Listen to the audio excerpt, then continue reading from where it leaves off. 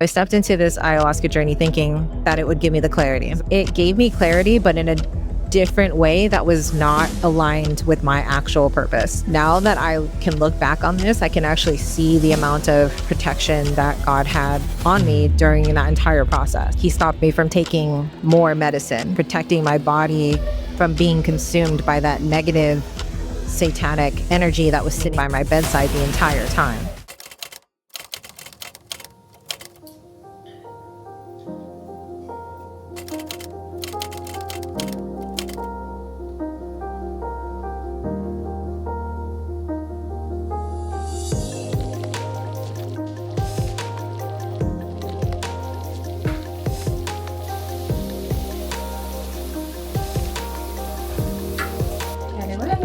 What you doing, Mamush?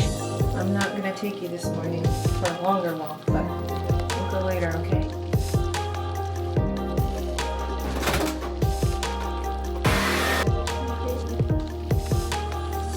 Not all new. So we got lashes. I've been doing fake lashes since I was like 14, 15. And that's it. Okay, let's hit the coffee shop.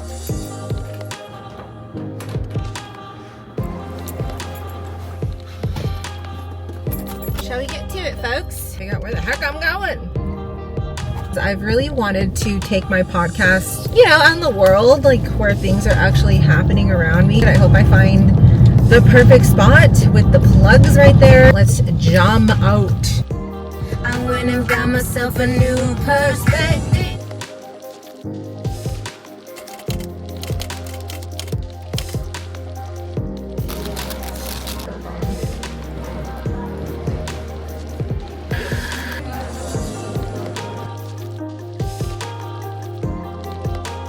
So this is what we're going to do here. We're going to test it out. If the audio sucks, then no harm, no foul, because it's all a learning period. Welcome back to another episode of the Danna Gift Show. I'm your host, the Danna Gift. And today I actually wanted to share with you guys a crazy story. And it's funny that I'm doing this in like a very public place, but I just thought, I don't know, I'm feeling really cooped up at the house. I really am struggling to focus. So here I am at a very public place talking about a very private thing. But let's start. Today I'm going to be sharing with you guys the ayahuasca journey that I did almost a year ago now. And it's actually kind of crazy to think about it being an entire year ago. April 2024 is when I did my ayahuasca journey. And it's actually crazy because during that time, like leading up to, I had been struggling mentally.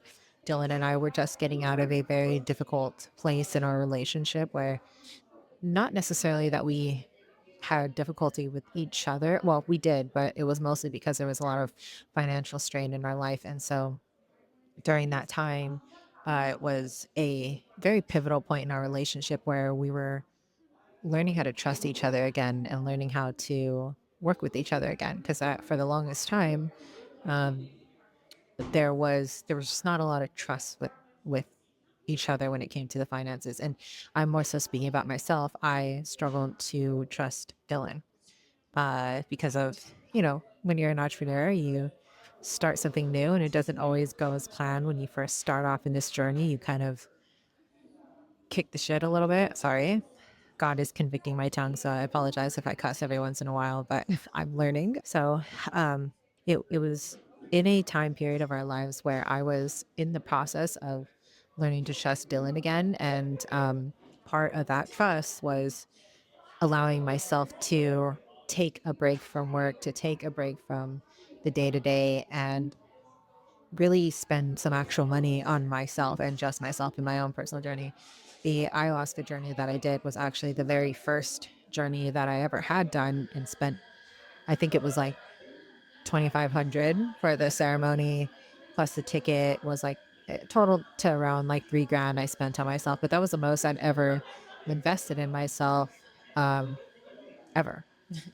Like, well, aside from buying myself a laptop and all the equipment that I love working on, but I'm saying like personal development stuff, spiritual stuff, stuff that didn't have like a physical automatic return. So yeah, that was the first time that I It's like I really need to do something for me. During that time, I was not really praying to God. I would say God and I'd believe in the God, but I kind of intermixed God and the universe. And you know how that kind of goes, where it's like you're not necessarily praising God, you're more so like understanding that there's a higher power, but there's like no actual submission to the actual God.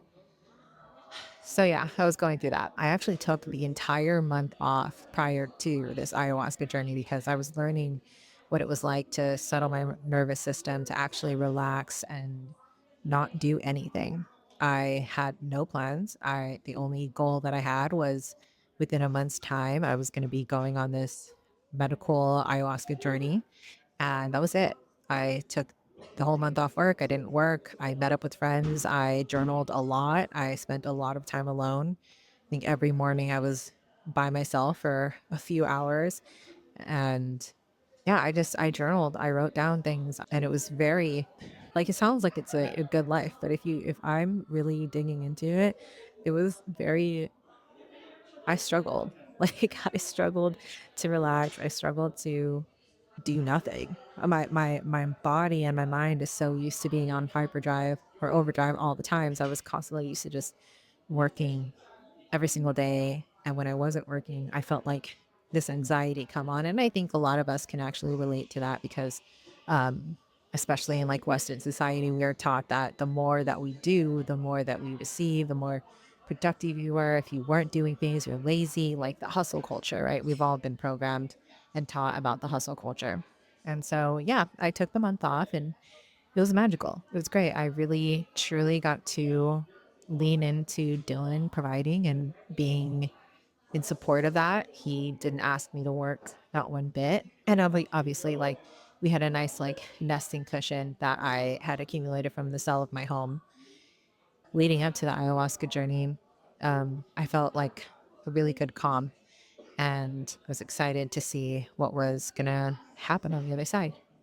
This is so funny. I can't believe I actually am bringing my bedazzled mic into a coffee shop, about to share one of my most intimate moments on a podcast in public. So, yay. Let's break down the whole story, y'all. Now I'm ready to dive in. I think I might like public podcasting. I feel like this is going to be fun. Before I made the decision to join into an ayahuasca journey, I was feeling very stuck in my career, in the content I was creating. I was absorbing too much of other people's opinions, and it was starting to merge into my content. So I started to feel like what I was creating wasn't actually me. It felt like it was too much of a combination of everyone else. And I was trying to do what was successful. And it ended up just not being me. It didn't feel authentic. And I was trying different styles. And that's okay to do when you're exploring your style of content. But sometimes you can get too convoluted in the different styles and the way that people are creating their own content, that soon enough you start to forget what your actual voice sounds like. So that's kind of the boat I was in. I was really questioning the direction of how everything else was going and found myself in this place of kind of, I don't want to say depressed because I wasn't depressed, but I wasn't inspired and I felt very stuck. And because I wasn't really seeking God at the time, or wasn't even like praying to God at the time, I said God, but I wasn't like I mentioned earlier, I wasn't like actively pursuing a relationship with him. I was seeking other things to help me, at least to figure out what I wanted to do with my content and like where to take my business. I was torn between getting into the coaching space and then getting into just creating content and like sticking to that, because that's kind of what I've been doing. So the battle in my mind was whether or not I should be a coach, because I was feeling very called. I have this natural desire to help people. And I feel like I have been blessed with the ability to be real and authentic and like unashamedly me and sharing my story openly. I've been doing this for quite some time. And so I kind of thought, maybe this is the next level, right? I thought maybe if I stepped into the coaching space, I could actually figure out how to monetize my content, because I had been doing this collectively for 10 years. I've been creating content on YouTube, kind of like casually dipping in and out and not being fully committed. And then for the past 5 years is when I made the commitment that I was going to go full on in content, but I was still finding my voice. And so now we're on I think year 6 of being fully committed to creating content, but I was still trying to figure out how to like actually monetize it. And I mean, I snagged in a couple of deals here and there. I worked with a couple of brands like Volkswagen, Optimum Nutrition. I was like in the fitness and sports athletics. I was a sponsored athlete for a little bit. So all that was fine and dandy, but it wasn't sustainable income. And I was struggling. I'm like, why can I not figure out how to have sustainable income in this space? I've been doing it for so long. So in my mind, it made sense to step into the coaching space because I have so many friends who are in coaching that I know have found success in it, and they just make content casually. Definitely not the style that I make, but it's like I could still do that, you know? So I was torn. I was like, okay, I need to make money because this is not working out. I was just all over the place and I had no clarity. So I went into this ayahuasca journey hoping that it would bring me to the conclusion of what I needed to step into in order to actually fully embody myself in this content creation space, to actually fully support myself and lifestyle through creating content. So I stepped into this ayahuasca journey thinking that it would give me the clarity. And what I found out is, well, I'm just going to foreshadow it, but it gave me clarity, but in a different way that was not aligned with my actual purpose. I'm going to let that sink in because I'm like foreshadowing the story. So, anyways, I booked this ayahuasca journey thinking, okay, this is going to be it, guys. This is it. I just need a breakthrough. I'm like willing to take whatever drugs necessary to receive that breakthrough. I was like, I've tried everything else. I've tried all the personal development stuff and it's just not working. I'm like, I feel stuck. And I think my body is literally preventing me from accessing that breakthrough. And so I thought in my mind, ayahuasca made sense to do because it would break me away from my body and allow me to actually feel into and connect to my intuition, which is funny because now I actually can see that intuition is actually just Holy Spirit. But I didn't want to call it the Holy Spirit because I wasn't worshiping God. I wasn't worshiping the right God yet. Um, I don't want to say the right God because I always had God in my mind, but it wasn't the same amount of commitment and faithfulness I have now. I definitely do not or did not worship God the way that I have been now. I'm much more obedient. I'm much more faithful. And so I guess, full on Christian now at this point. Okay. So I set up this ayahuasca journey. I have the call. It feels in alignment. I'm like, okay, this is it, guys. This is going to be it. So the ayahuasca place is this beautiful place out in California. I can't remember where it's actually called, but someplace in California. It's a solo journey. So Dylan is not coming along with me. This is strictly for me. And I was excited. I went on this trip. I had a beautiful trip over there, nice, peaceful. I spent the time mostly in solitude and like silence and writing in my journal extensively and just reflecting on my entire life because I know that when it comes to these journeys, you really need to reflect on a lot. And so I was reflecting on how I felt about my body, how I felt about my mind, how I felt about where I'm at currently. And man, I went in. Let me show you guys a little bit of my journal here because I brought the whole thing. I found the story of this first night sitting with Madre Ayahuasca. I went in, I wrote down my spiritual background. I have it in capitalized, the starving artist. Yeah, yo. Okay, we're not even going to go into it. Just trust my word for it, okay? So, anyways, um, I fly into San Francisco and it's about a 3 hour drive, almost a 3 hour drive to the ceremony place. And it's this beautiful place. I pull up, I end up staying in a hostel the night before and the night after because there was no flights after I was finished. It's a 3-day event, 2 nights you sit with ayahuasca. And so I arrived at this place. It's this beautiful, isolated place. They got the land strictly for running these types of ceremonies. And yeah, it was gorgeous. Like I wish I had gotten more footage of the actual place, but I was trying to disconnect from my phone. I didn't want to take too many pictures. I was in my spiritual woo-woo stuff. So I wasn't trying to connect online, and I was trying to document it, but not like fully. Trying to give myself the space. I was disconnected from the internet. I stopped posting online. I kind of just like disconnected from everything. And so I show up to this place, uh, beautiful, beautiful place. I ended up getting a room with four other girls who are also doing the journey. There was an option to have your own solo place, like your own solo room, but I was actually, one, it cost a little bit more, but then two, I actually was wanting to be in a room with other women because I I mean, I don't know. I've never sat with ayahuasca before. I don't know what that's going to be like, and I don't want to be alone. I was kind of scared.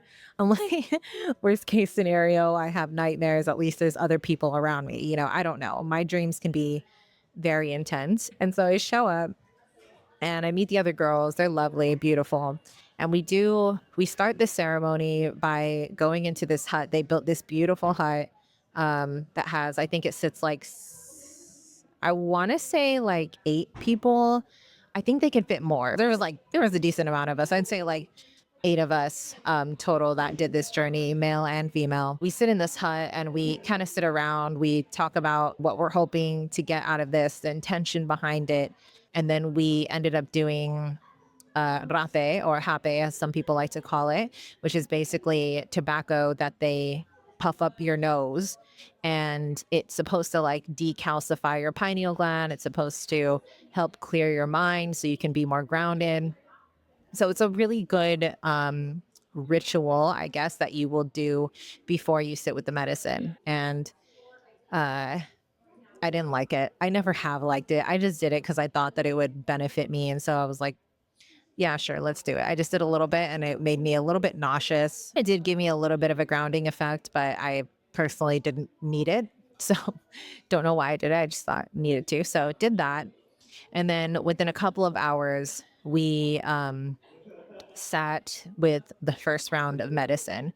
Now, mind you, this is not a short journey. This is not like a 1 hour, 2 hour sit. This is all stinking night.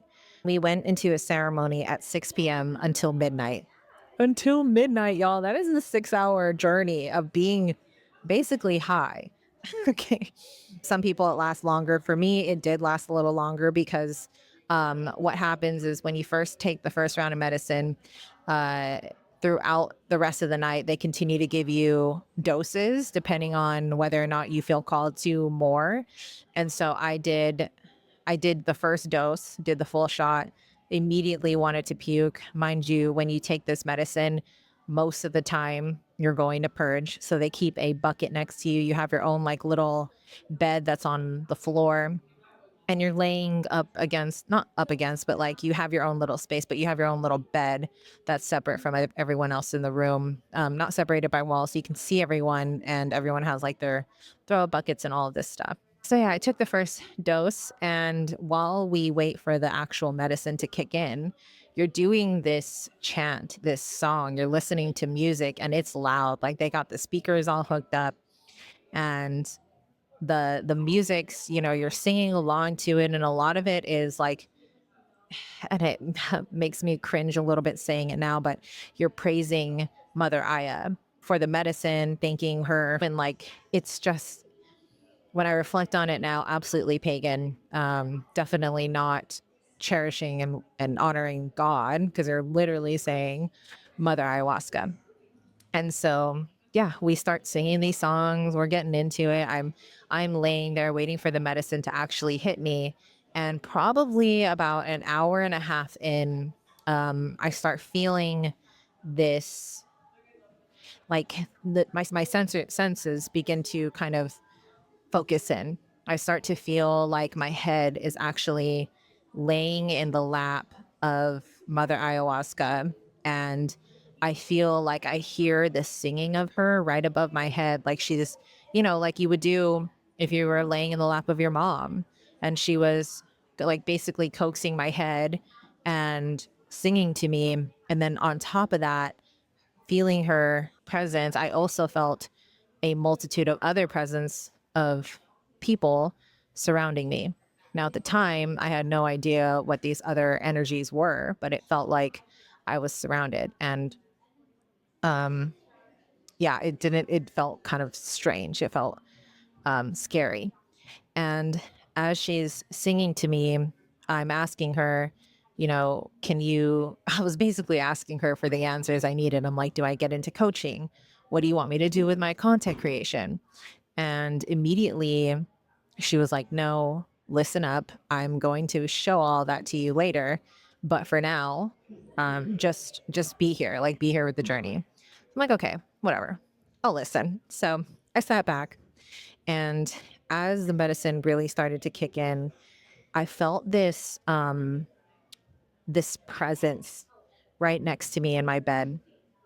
And when I say, and this might give you chills because it definitely did with me, this presence was not good. It was not a good presence. It was a very evil, um, felt demonic presence. It was a dark entity that literally sat crouched on my right hand side, staring at me.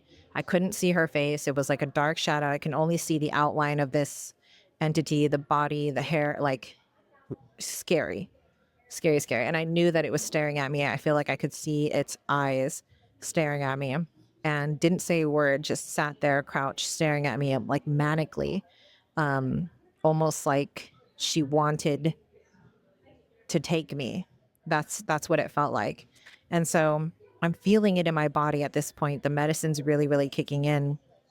And my body begins to not feel like it's from me. My hands start moving uncontrollably, like I'm combing my hair. It's almost like my hand got possessed, but my mind was still very much mine. And so my hand was kind of doing its own thing. It was touching my eyelashes. It was like combing my hair, and it was feeling my face like very gently. It was like, when you're in love with somebody, kind of, right? Like you're close to them laying in bed and you start to like touch their face. And that's what was happening, but with my own hands, but I didn't feel like I was in control.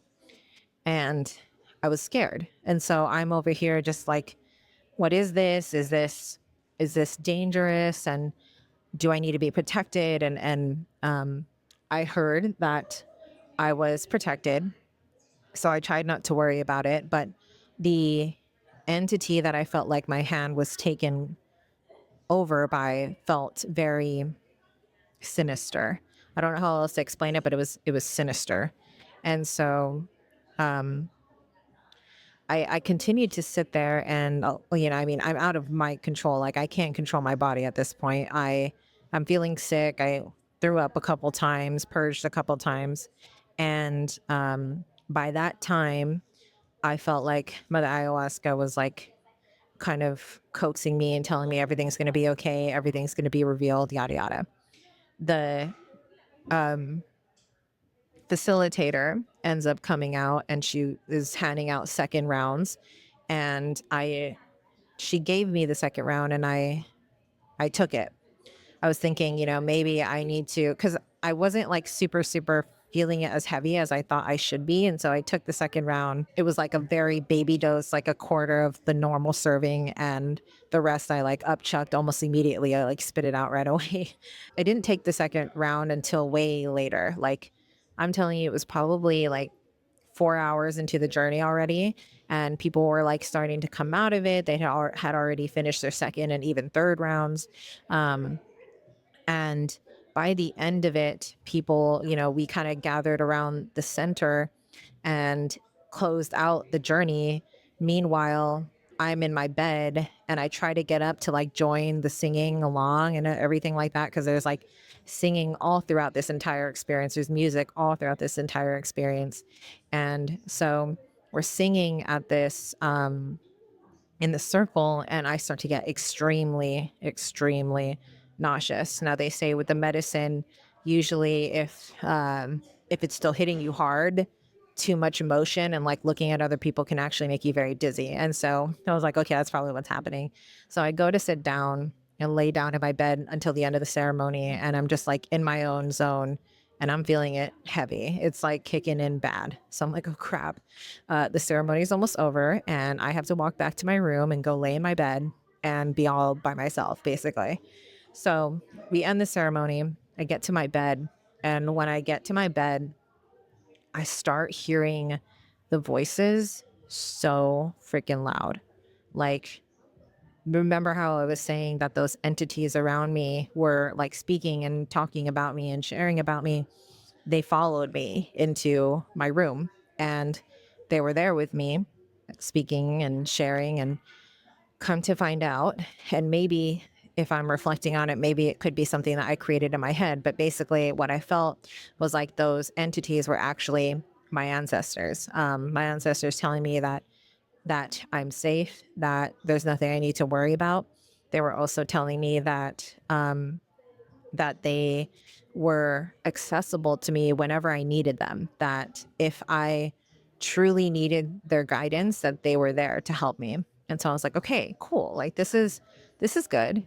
And I fought the feeling of that negative entity. It no longer was sitting with me in that room. So it was like pleasant kind of for the rest of the night, but I still felt very sick. I threw up a little bit. I was like not feeling good and I probably fell asleep like 4 hours after I already got back to the room. So I didn't get the best sleep. Then the next morning, we start the whole day. It's peaceful. We have breakfast. They have like all vegan breakfast. You're supposed to also be on a very like mostly vegan diet when you start this journey, like even weeks leading up to it. And I was very good with mine. So they also had like vegetarian meals, all of that. And fast forward into the second sitting with ayahuasca. Now, the second sitting was less intense. I felt like, I don't know, I felt like I was going to take it easy. I was just going to sit with it and see how it felt. And so, second night, I take the medicine. Hold on. There's so many ambulances that cross through here, actually. I think there's like the fourth time I've seen an ambulance cross through the street alone, which is crazy. I hope they're okay. So, anyways, so second night sitting with ayahuasca, and we do the same thing: meditation before, option to do hape. I chose not to because I was kind of like didn't really do anything for me. We'd start around the same time. Actually, you know what? I think we started a little bit sooner this time so we can get to bed and actually get a good night's sleep. So we sit with ayahuasca and I take the first dose, I take the full dose, and it starts hitting me a lot sooner than the first time. And apparently, this is normal. Like, usually, the second night, it hits within like 30 minutes instead of an hour to almost 2 hours the first night. That was for me. And the whole process kind of starts the same, where I start to feel the medicine and I feel her like my head is in her lap again. And I feel the voices around me and the entities. And once again, that dark entity sitting next to me on my bedside. Mind you, every time I'm feeling the medicine, that entity, that sinister energy came and sat with me as well, which was crazy because I still felt very protected. And I kept like asking for protection, asking for my ancestors to protect me. But basically, the second night, I ended up having a much more light night where basically the revelation I got was that I needed to step into coaching. I finally asked again, I was like, Mother Aya, what do you want me to do with my career, with my business? Do you want me to step into coaching or do you want me to focus in on just creating content? And I heard her say, you know what you need to do. You've been avoiding it for so long. I know that it's scary, but you need to step into coaching, basically. And my response was, I'm scared of the responsibility. What if my coaching hurts someone? And her response was, you not stepping into coaching is hurting more people. It's actually hurting more people because you're not helping the people that I'm asking you to help. And so I felt that and I started crying. And I was like, this is very scary. I've never stepped into this space before. It's all new. I'm terrified. And her response was, I know it's scary, but you've been built for hard things. You've dealt with some difficult things in your past and you can do it. Like, you signed up for this. Remember what you signed up for. And she's like, you have thick skin. You've been built for this.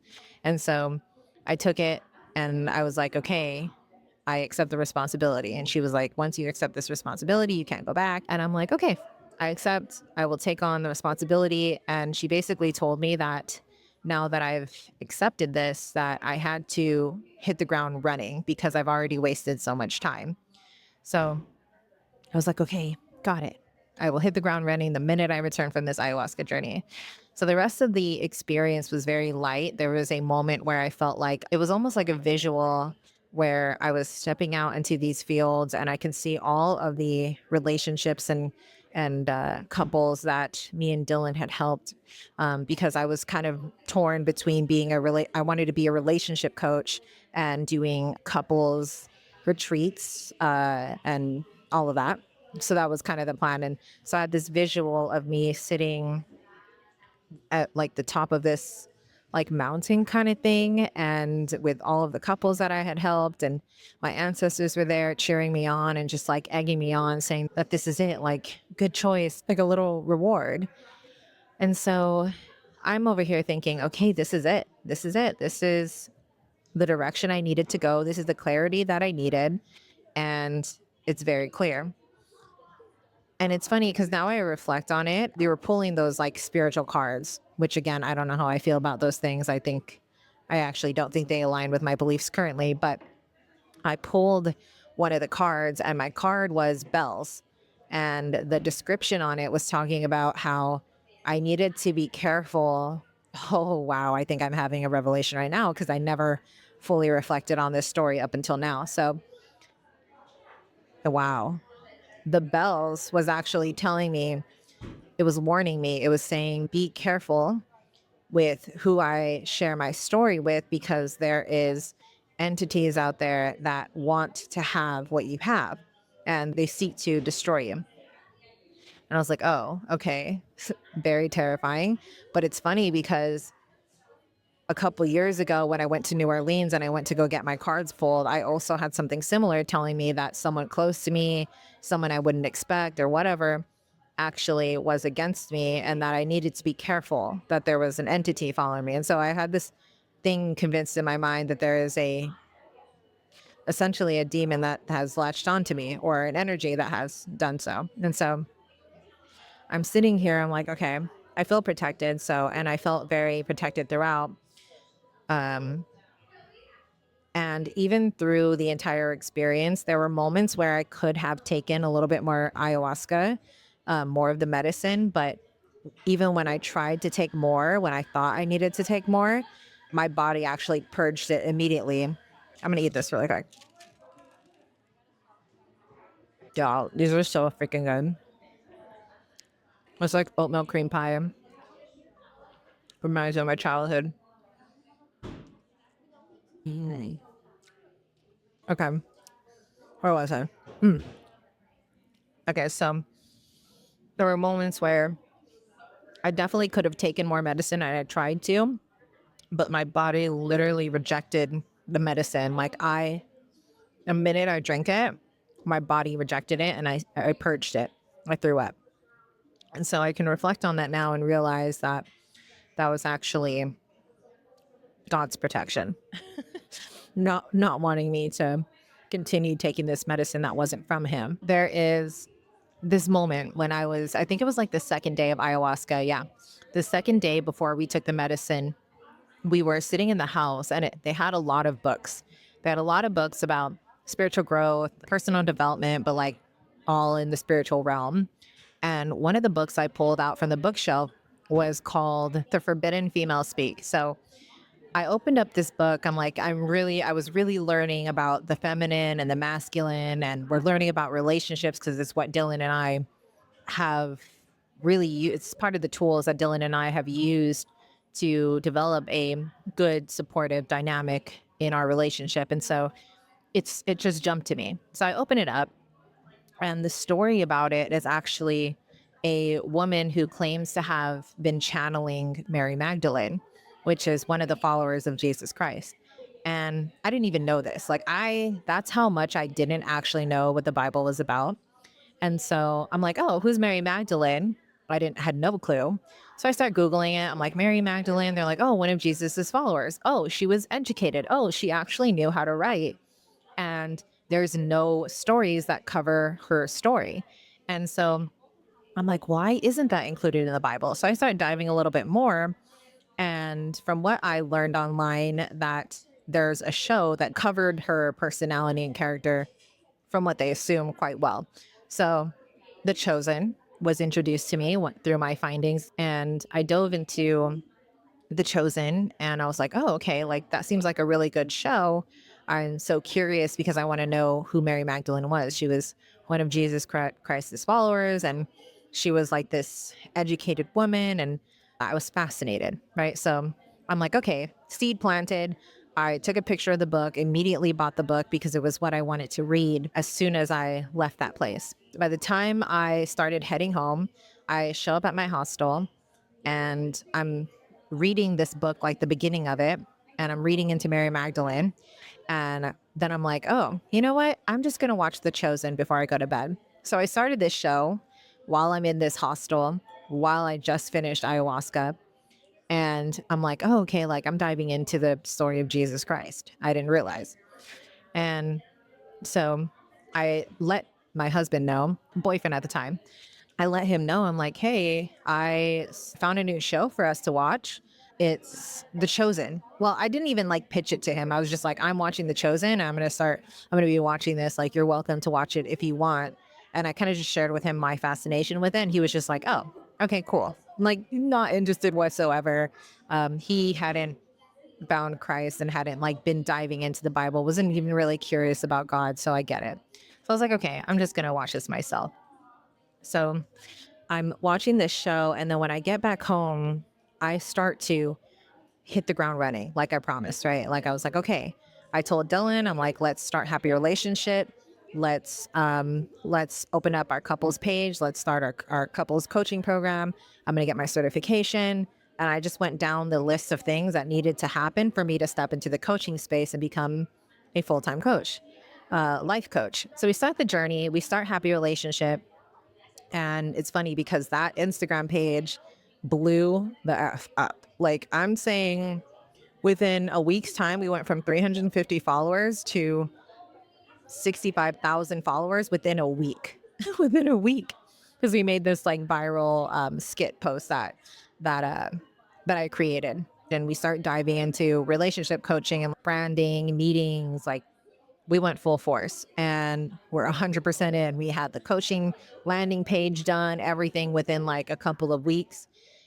And we started our group coaching program on school, and it was just like we hit the ground running. And for 3 months, we really committed to this new idea of happy relationship.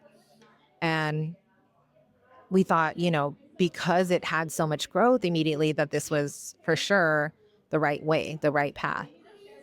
Come to find out, like a month later, Dylan starts asking about God. I'm like, okay, wow. Like he just came up to me like one morning, or actually one night, and he was like, I'm noticing that a lot of the men that I look up to have belief in God, like they believe in God. And I know that you were diving into the Bible when we first met, because when Dylan and I first met, I was heavy, heavy into the Bible. I was reading it like literally every morning, and I was like deep in my faith. But when Dylan and I got together, I kind of strayed away, not because of Dylan, but because I had some negative encounters with Christianity, and like the Bible groups I was getting involved in were very judgmental and harsh. And it just felt like, I don't know, it turned me off. And so I started to explore the woo-woo spiritual side, new age, modern spiritualism, or Christianity or whatever. And so he asked me, he's like, I know you've been reading the Bible, so I'm just curious what your thoughts are. I'd like to ask you about God. We started to talk about the Bible, started to ask about God. We started to watch the show The Chosen. It was just like this entire journey, and it caught on like wildfire. And it's funny because during this time, we were trying to figure out if we should keep having a relationship. And like basically what I came to the conclusion was is that I actually didn't want to step into coaching because I launched this coaching program called Boss Babe Rehab, and I went like a full week devoting myself to launching this program, really stepping into the coaching space. I was getting ready to have some of my first clients as a coach, and I got like a couple people who wanted to get into the program. It was only one girl who was like really really committed, but by the end of it I was like, I don't know if coaching is for me. I don't know if the coaching space, like creating the curriculum, filming the curriculum, like none of that felt good. And so I sat with it for another day or two, and with God was asking about whether or not this is the right path. And what came in for me was no, that the coaching industry is not my path. That, yes, what I do in some sense is coaching because I share my journey very openly and I have wisdom. But to actually be a coach, like to the degree that Dylan is a coach, that's not for me. That I have the aspect of entertainment and creating vlogs and creating content in general, that is that I'm supposed to be like more of a podcaster and like sharing these journeys with you, sharing my story, my truth, and not necessarily doing it in the strategic way that Dylan does, where he actually creates transformation within people. For me, I'm more of the like seed planter, I guess, in a way. So I was like, wow, okay. So you're saying the coaching space is not for me. Interesting. So now that I can sit here in reflection, and it's about a year out from when I first did that whole entire journey, I can see that that journey actually brought me down the wrong path. It actually was a part of a distraction. It was the last door that I wanted to open out of curiosity, wondering if that was going to be the space for me. It was the last door that I was entertaining outside of pursuing content creation full time and like stepping into YouTube. But that journey caused a redirect of my actual purpose and plan, what God had for me. It was a, in my way of saying it, like, and not to offend anyone who's done an ayahuasca journey, but it was a redirect from the devil. And so I was like, wow, now that I can look back on this, I can actually see the amount of protection that God had on me during that entire process. He stopped me from taking more medicine. He was there for me, protecting my body from being consumed by that negative satanic energy that was sitting by my bedside the entire time. He planted the Mary Magdalene book, The Forbidden Female Speaks, in my view so that I can open it, so I can open the doors of curiosity, and then dove into The Chosen. Because I was watching The Chosen, Dylan started questioning and asking about God. And from there, The Chosen has been one of the most pivotal shows that Dylan and I have watched that brought us closer to God and understanding Jesus. Because it's funny, the reason why I also struggled to step fully into my Christianity was because I had trouble believing in Jesus. I had trouble accepting that Jesus was the human incarnation of God and that he sacrificed himself. And like, I didn't understand it fully and I didn't believe it. And so The Chosen actually helped me to make that connection and relate more. It's crazy because I'm like, wow, that entire journey was a distraction. It actually caused me to detour from the original path that God was sending me down for a couple of months, for 6 months almost. And it was not, that wasn't the path for me. And it's funny because, like, I'll look at things like, okay, happy relationship, that profile was very much blessed. Like, God gave us that following. And it's funny because God really does turn the bad into good, because even though that started off as the coaching page for Dylan and I ended up giving it to Dylan fully. So now he owns that page and has that 68K followers, while I took my, I started a whole new page and got my little 19K followers, but it's all good. But now he's using that to have more authority in the coaching space, and now he has a bigger platform for him to secure more clients.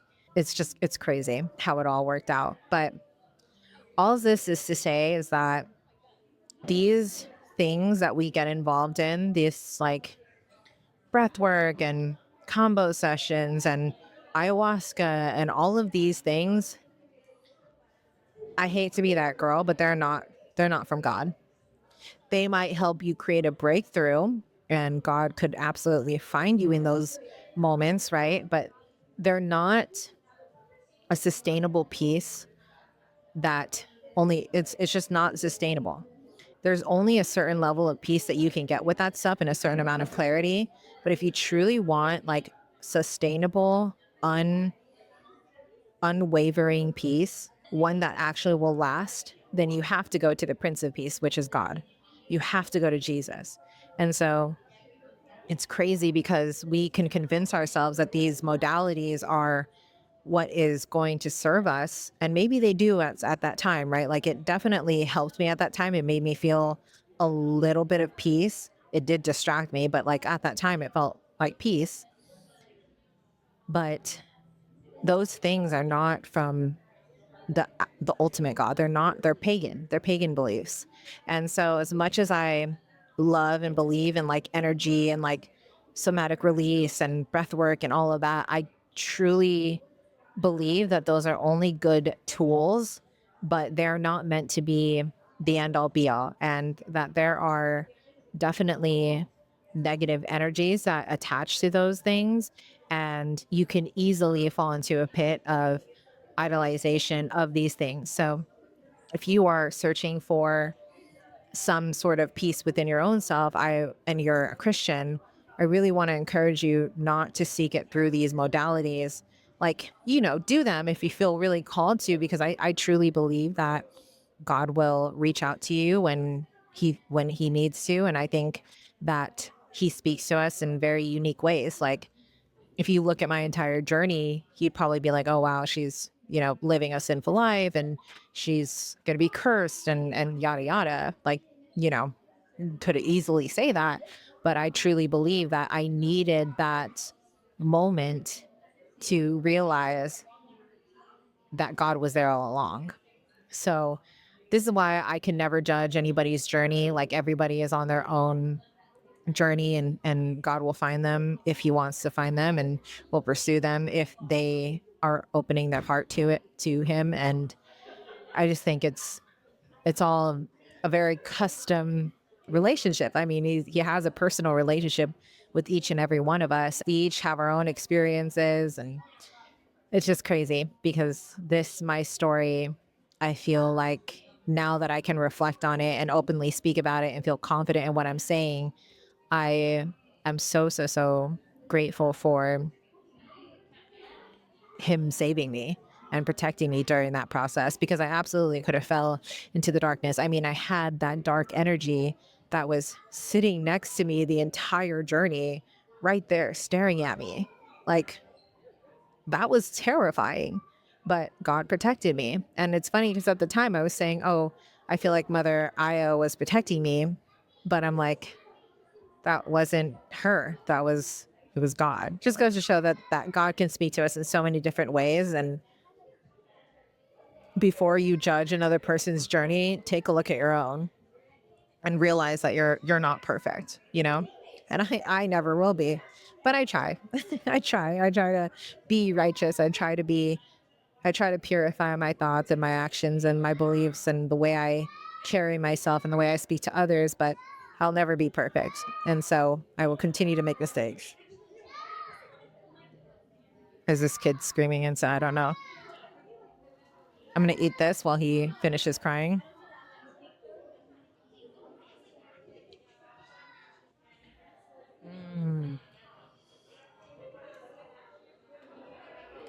That is so freaking good. I'm going to have to bring one home. I know Dylan wanted a bite of that. I couldn't share. I'm just going to get a whole separate one. I'm going to eat half of that one. I'm going to give him the other half. So anyways, that was my journey. I hope that what you're getting from this is whatever you needed to hear. I hope that this story was fascinating enough for you to have your own revelations from it, have your own realizations from it. Like I said, I truly believe that God will speak to us in our own unique ways. And so if you're into all of that new age spiritualism and new age Christianity and breath work and like different modalities like ketamine, people take ketamine all the time, like random stuff like that, just know that in my beliefs, like I truly do not think that that is from God. I think it is a temporary relief for your body, but it's not a permanent relief for your soul. I think this is why people do crazy amounts of ayahuasca journeys. They're like constantly doing an ayahuasca journey. I'm like, why do you need to do that so much?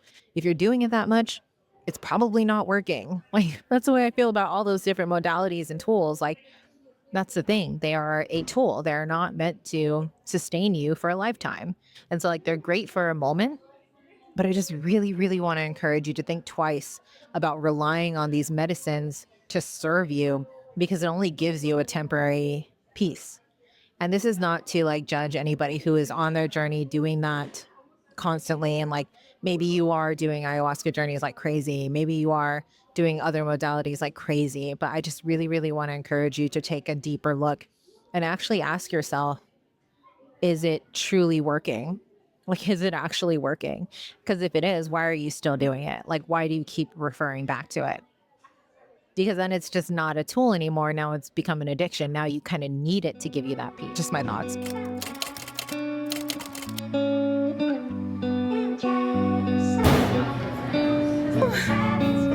Okay, y'all. Ow.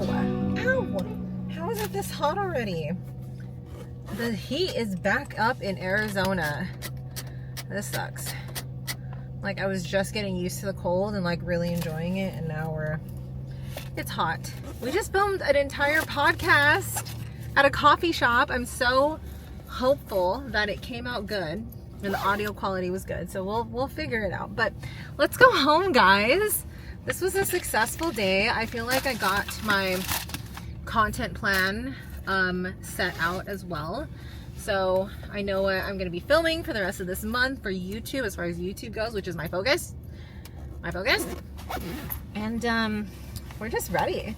This is gonna be a good year. I'm so excited, y'all. I feel so much better than yesterday. Yesterday, I was just not very happy. I was a little grumpy butt. Was tired. I didn't feel like working, and honestly, I took the day to myself, and I'm okay with that. Whatever. Let's go home. I've been having like this pressure in my ears, which I'm hoping will go away after the surgery. Little update on the surgery. I'm actually going to be able to get my implants out on the 19th. Ah! I'm about to set the deposit, or like put the deposit down to secure that spot. Oh no, I'm getting a call. Uh-oh, I think it's actually her. Hello. Hi, Donna. This is Sarah with Dr. Pierce's office. Sorry, trying to catch you. I did send you the mobile-friendly financial signatures due through DocuSign, so when you get a chance, you can do that already. I already sent it. All good news. Holy crap, traffic. Holy traffic crap. I don't leave the house often, so like I don't mind a little bit of traffic sometimes. About to put down the $500 deposit. And basically, once I put the $500 deposit to book this surgery date, there is no going back. I mean, if I change it, they're going to charge another. Where'd you sit? I'm talking to the camera. Camera. I'm filming this before I make the move. Got it. Yeah. All right, I'm gonna go poop, okay? Okay, have fun pooping. All right, thank you. Okay. I have to have the money 2 weeks before the actual surgery. And I still don't know how we're going to make it, but we're going to make it possible. And this is going to be a complete leap of faith.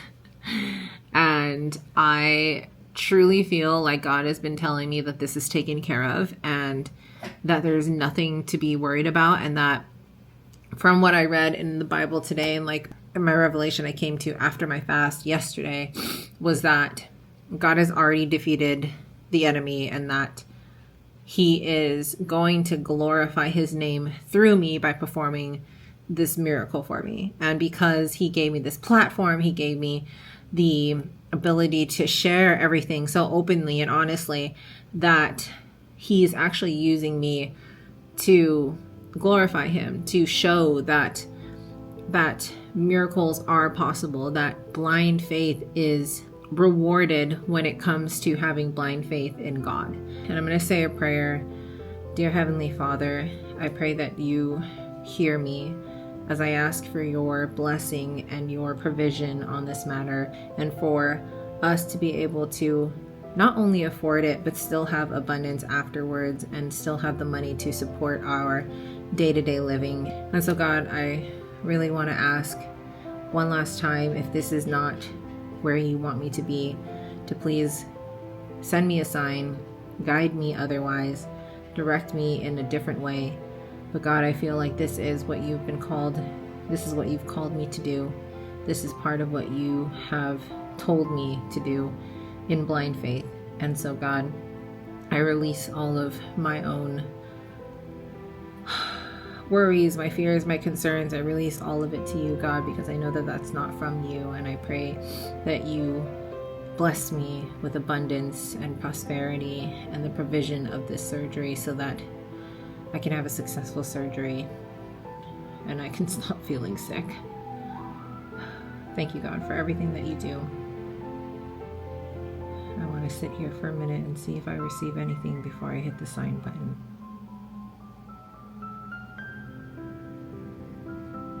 Okay. I've asked for God's confirmation. Okay. We signed it. The $500 deposit is going to be sent, and there we go. Done. Oh, I'm nervous. Did I engage in sexual activity yesterday? No. Did you? I can't remember. The Did frick we? you mean? Oh no, we didn't. I wanted to, but you were a little tired. Yeah, that's right. Okay, I got it. I'm pressing X right here then. You better quit. You're gonna get some tonight. I better. What? Excuse you. Okay, anyways, let's go to Costco. Let's get this out of the way. You're rude. I'm a rude boy. Come here, rude boy, won't you give it up? I can definitely get it up. Okay. All right. Hey, get in. Oh, you want me to get in there? Just kidding. We should try it. Okay, you gotta order another one on TikTok though. What? Yeah, because it's gonna break. I am not that heavy. Thanks, babe.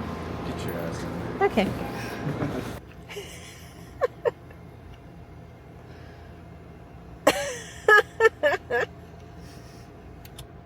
It does kind of take a while, huh? Oh, does it?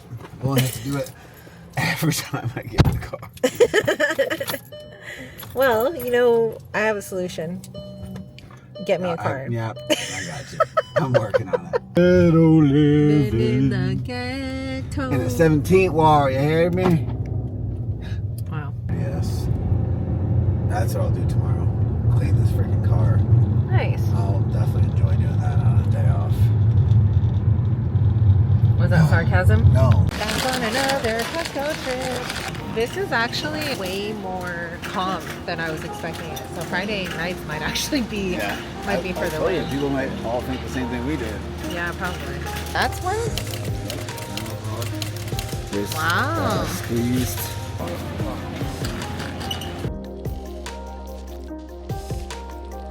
Cozied up. Just finished Squid Game. And I'm really upset at how that ended. I hate cliffhangers. I know that they keep me coming back for more, but I hate them. We're about to have steak and cheese.